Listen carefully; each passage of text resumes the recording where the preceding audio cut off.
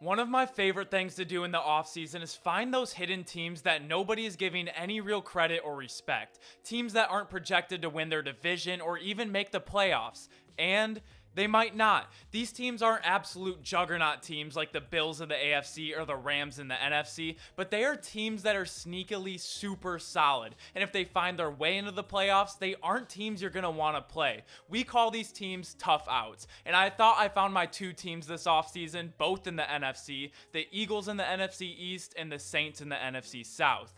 This was about 2 months ago. But the more I sat and thought about it, there's a third team. And from the thumbnail, you can probably tell that that team is the Pittsburgh Steelers, and I'm going to show you guys why that is. So in today's video, we're going to break down why the Steelers are being overlooked, why they definitely shouldn't be, and whether you respect them or not, we'll uncover why they should be on your radar come the 2022 NFL season, because they very well may find their way into the playoffs in an unexpected way once again, because their Vegas odds of a 7-win season is not indicative of the team they currently have. So there's obviously a lot to talk about, so let's get right into it. The first thing, or the first guy we need to talk about, is Mike Tomlin. You can be certain of a few things in life: death, taxes, and Mike Tomlin finishing the season with a winning record, as he has now broken the NFL record for the most consecutive winning seasons with 15 straight. He's had some great teams, but looking back on history, as even recently as last year, he has pulled it off and overachieved even when people thought he wasn't going to. He's one of the best defensive minds we have in the game, and when it comes to the best balance of football genius and being a player's coach, he's your guy. And that's why it's hard to respect any coaching lists I see that don't have him towards the very top of that list, but more on him later. But now the question we have to ask is, did the Steelers get better this offseason? And I think the answer is a resounding yes. But we need to take an in-depth look. Starting on the offensive side of the ball, just looking at the weapons they have, they are up there and competitive with the rest of their division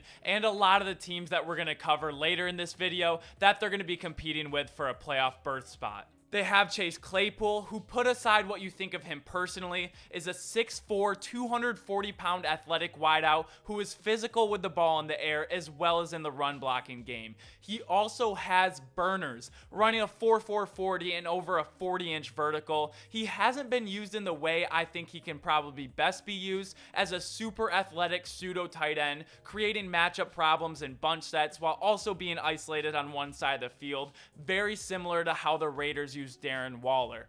They also have Dionte Johnson, who has consistently been underrated in the eyes of NFL fans, as he has shown to be a top-tier route runner with also top-tier speed. He's a walking 1,000-yard guy, and I only wish we could have seen him play with a prime Big Ben to see what his numbers through his first 2 years actually would have been. But I expect to see more from him this year and finally see what he's actually capable of. They also drafted two notable wide receivers in this year's draft: George Pickens and Calvin Austin III, the former being the more impressive one.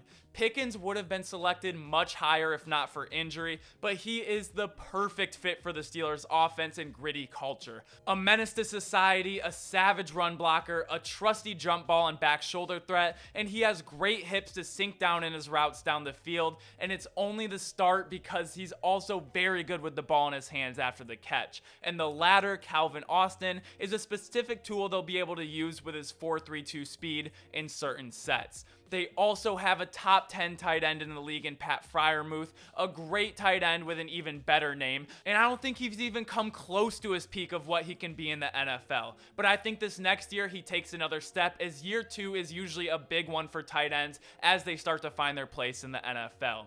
And probably the most elite and dynamic player on the field is their running back Najee Harris. I was super high on him coming out of the draft, and he still blew away my expectations. He's gained 15 pounds this offseason, and what he's been able to do in between the tackles with a bad offensive line physically was very impressive, as he showed to have top-tier vision and the ability to break a lot of tackles, but his open field speed and his talent catching the ball out of the backfield or in the slot took me by surprise. And yes, I did just mention a bad O-line, but like the Bengals, they also addressed this in free agency by adding fifth-year guy out of Chicago, James Daniel, and fifth-year guy from Minnesota, Mason Cole. this was huge for them. This definitely addressed their interior offensive line, which individually isn't normally seen as more important than a tackle position, but the offensive line is a unit, and a great guard and center can make the tackle play better as well. But lastly, on the offensive side of the ball, I'm sure you've realized that we haven't touched on the quarterback position yet, which might be, well, actually is the reason so many people aren't respecting them. That's why they're predicted to go 7-10 this year. And this is because it's still not crystal clear who the bona fide starter is going to be all year long, and both of them are unknowns. What will Mitch look like coming back from a year after sitting behind Josh Allen? Will he look like Pro Bowl Mitch? Will he look like the Mitch we saw the last few years in Chicago? Or maybe the best version we've seen yet? We don't know, and we won't know.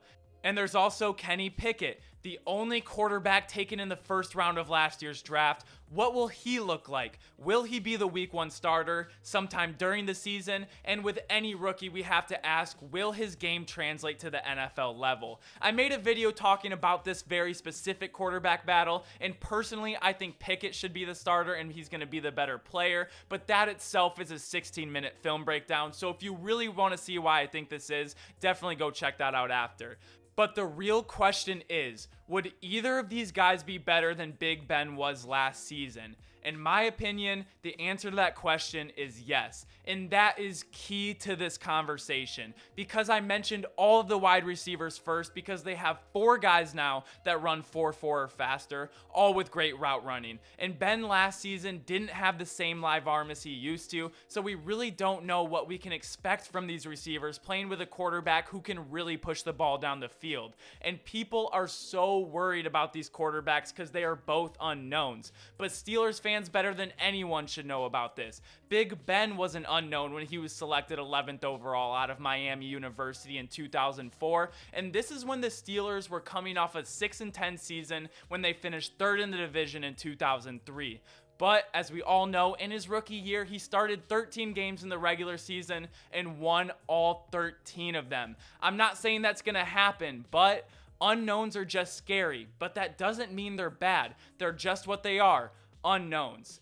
But now that we've talked about the Steelers in depth, we need to address the thing that I think will most likely be brought up in the comments first: their division and the AFC as a whole. And this is a serious and a fair question. This will no doubt be the biggest uphill battle for the entire season, as both are absolutely loaded, and the race for a playoff berth is going to be a bloodbath. But starting in their own division, we have to think, did the other teams get better or worse? Well, the Bengals just made it to the Super Bowl last year and only seem to get better this offseason. Not only are their young guys getting more experience, but their glaring weakness on the team last year was their offensive line, and they beefed up this offseason. They added 3 veteran free agents in Lyle Collins, Ted Karras, and Alex Kappa. They also had a very solid defensive draft as well. Now, will they have an issue when it comes time to pay Burrow, Chase, Higgins, Mixon, and Boyd? Maybe, and it's unlikely they'll be able to keep all of them with the cap, but it isn't a 2022 problem, so the Steelers are going to have to deal with all of them this year. But there's also the Ravens. Did the Ravens get better? Also, yes, they'll be getting their MVP quarterback back from injury, but they'll also get just about everyone else back from injury too. Running back, defensive backs, linebackers, linemen. They got bit by the injury bug bad last year and are only looking to come back stronger than before. And finally, the Browns. And to be frank, I have no clue what to think about this team. A stacked roster top to bottom, and I was so happy for them, as I genuinely love to see historically bad small market franchises have a ton of success. But now, as of today, their quarterback is Jacoby Brissett, and at the time of this video at least, it looks like it might be that way all season long, but we'll see. And if that seems daunting enough, the AFC as a whole is a monster. There are the Bills, Chiefs, Broncos, Raiders, Chargers, Dolphins, Patriots, Colts, and Titans, all with valid playoff hopes. So, did a lot of other teams in the AFC and even teams in their own division get better? Absolutely. But did the Steelers themselves also improve across the board offensively with a team that just went 9-7 last year and made the playoffs? Absolutely. And there's a term that we need to look at that's not talked about in the NFL, and it's crucial to understand this for the Steelers being an overlooked team for this upcoming season, and that term is a trap game. NFL games are physically and mentally exhausting. And if a team has a brutal game against a top opponent and then in 2 weeks they have another one, the game in between those games is called a trap game. It's hard to mentally ramp up your team week in and week out, and this is when great teams lose to worse teams. Let me give you an example. If we look at the Bengals just last year at their schedule, in week 7 they played a divisional opponent in the Ravens, and in week 9 they would have to play yet another divisional opponent in the Browns. Divisional games are huge in terms of making the playoffs, and they'll leave everything on the line to win these games. But look at week 8. Who's in between those games? A lowly 1-5 Jets team and this guy named Mike White, who is going to be their starting quarterback for that game and not Zach Wilson. A relaxing game, an easy win. But they got caught slipping. They lost to a much worse team with a much worse quarterback in a trap game. And now let's look at an example for this year. As you can see, in 2022, the Steelers play the Bills in week 5. Arguably the best team in the NFL top to bottom. But we have to look at, who do the Bills play? Well, this week 5 matchup for them is sandwiched between an away game at Baltimore and an away game and a rematch of last year's insane divisional playoff game against the Chiefs. If the Bills don't come mentally ready, this is how the Steelers can steal a win even against the best team in the league. And they can do this because of the offense we talked in depth about, but more importantly, the thing that we haven't touched on, the strength of this team and where this head coach specializes in, the defense. Cam Hayward is the second best thing when it comes to Aaron Donald as far as defensive tackles go. TJ Watt is a certified beast and is just coming off a season where he broke the single season sack record. They also have Devin Bush, Miles Jack, Minkah Fitzpatrick. This defense is loaded and scary. And this is just a harsh understatement of the strength of this team, but I don't think anyone is really questioning how good their defense is. And finally, one more thing I feel like I need to mention is I love their place kicker in Chris Boswell. This is really underrated, but I think this is huge when it comes to winning close games, and I feel like the Steelers are going to be in a lot of them this year. So, after all of that, is it possible the Steelers don't even make the playoffs? Of course that's possible. We talked about how good the AFC is for a reason. There is going to be a lot of really good teams this year that don't make the playoffs in this conference. But can we 100% count out the Steelers and just assume that they're going to win 7 games, come in last place in the division?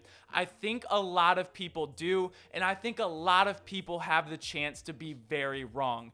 And if they so happen to make the playoffs, is it possible that with this defense, with Najee Harris in the run game, and receivers and tight ends that can explode for huge plays, that they might be able to catch a team by surprise? And just a few bounces in the right direction and momentum-changing plays, they can take down a heavily favored team?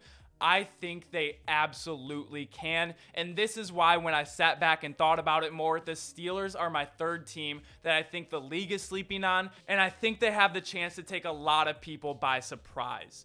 But that's just what I think. Let me know what you guys think. Make sure to like this video if you like videos like these. Make sure to comment down below what you think about the Steelers. What do you think their record could be? And give me like a low and high end of things. I don't want you to think exactly because we really don't know how these games are going to go. But if you think the Steelers can win some of these trap games and Mitchell Trubisky or Kenny Pickett turns out to be the top of what they can be, where do you see them ranking in this division and the AFC as a whole? Or where do you think they could be at the bottom of things? And as always, make sure to subscribe if you enjoy daily sports content. Thank you guys so much for checking out the channel, but that's all we have for today. But as always, I will see you all tomorrow. Peace!